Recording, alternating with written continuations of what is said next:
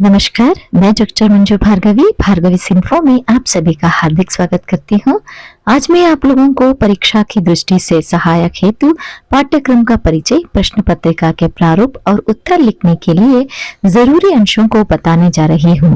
Second semester BCom, Bangalore university. पाठ्य पुस्तक का नाम है काव्य मंजूषा, जिसमें 10 कविताएं सम्मिलित है।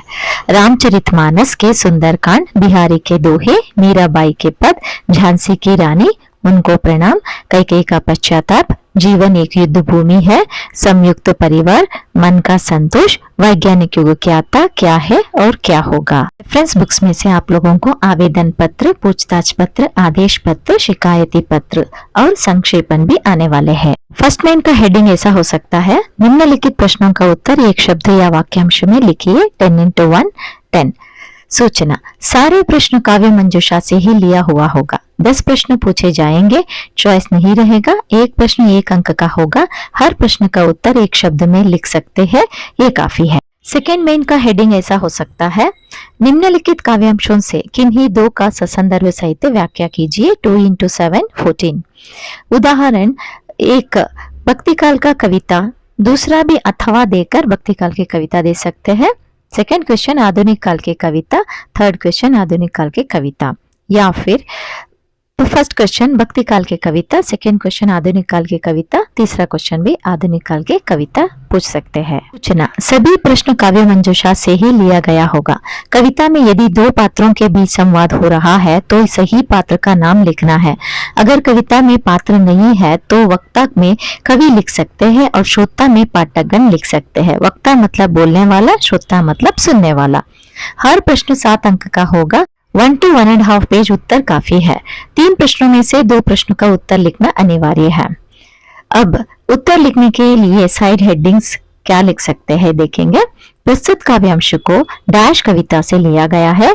कवि डैश है, काव्यांश के वक्ता डैश है और श्रोता डैश है। इसमें सही उत्तर आप लोगों को भरनी है। नेक्स्ट साइड हेडिंग संदर्भ, पूरी तरह से कवितांश का विवरण देना है। नेक्स्ट साइड हेडिंग विशेषताएं, कविता के 5 प्रमुख विशेषताओं को लिखना पड़ेगा। तीसरा मेन हेडिंग ऐसा हो सकता है, निम्नलिखित प्रश्नों में से किन्हीं 2 का उत्तर लिखिए। 2x15 30। सूचना, सभी प्रश्न काव्य मंजूषा से ही लिया गया होगा। 3 प्रश्नों में से 2 का उत्तर लिखना अनिवार्य है।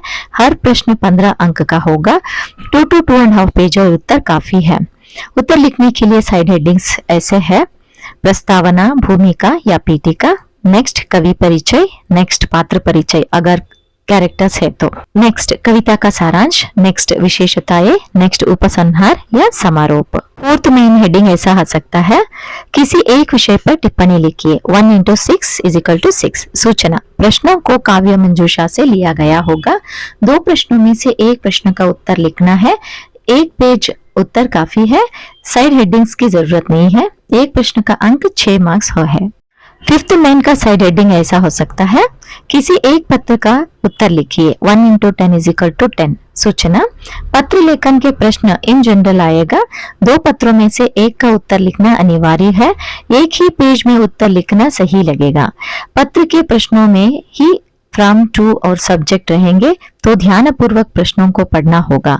एक प्रश्न 10 अंक का होगा। अभ्यास करवाए गए प्रारूप में ही आवश्यक पत्र का उत्तर लिखना है।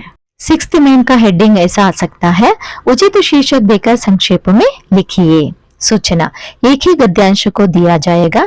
गद्यांश 10 अंक का होगा। गद्यांश इन जनरल होगा। उत्तर लिखने के लिए साइड हेडिंग्स ऐसे है, शीर्षक, कुल शब्द संख्या, 1/3 शब्द संख्या, संक्षेपण। छात्रों के लिए विशेष सूचना, जहां पर साइड हेडिंग्स लिखते हो उसे पेंसिल से अंडरलाइन करनी है। अगर इंपॉर्टेंट वाक्य लगे तो उसे भी इन्वर्टेड कामा और अंडरलाइन करनी है। हर प्रश्न के उत्तर लिखते समय मेन हेडिंग और क्वेश्चन नंबर को हर बार लिखना अनिवार्य है। आंसर स्क्रिप्ट के मार्जिन के बाहर ही क्वेश्चन नंबर लिखनी है। यूनिवर्सिटी क्वेश्चन पेपर में और मेरे बताए गए फॉर्मेट में थोड़ा वाक्य परिवर्तन हो सकता है। छात्रों को कंफ्यूज होने की आवश्यकता नहीं है। आशा करती हूँ कि ढेर सारी शुभकामनाओं के साथ भगवान का आशीर्वाद आप लोगों के साथ बने रहे। अगर ये वीडियो आप लोगों को लाभदायक लगे तो कृपया सब्सक्राइब करके शेयर करना ना भूले। धन्यवाद।